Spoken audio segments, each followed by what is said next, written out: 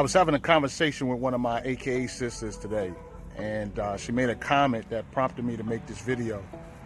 She complimented me on the fact that I made some time for her, and she said, I want to thank you for taking some of your busy time to connect with me.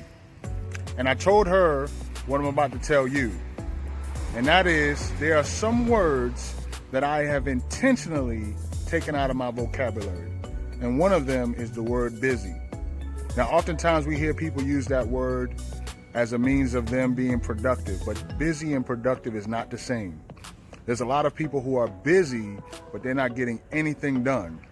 And so she appreciated the fact that I shared that with her, and I told her I would make this video and give her a shout out because it is so important that as a people, we are mindful of the words that we use. You see, words are seeds.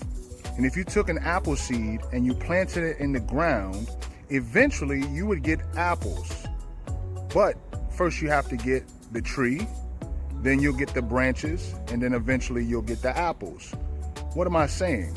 I'm saying that we have to be intentional about the words that we use, because if we use words willy-nilly, we're going to get the results of those words.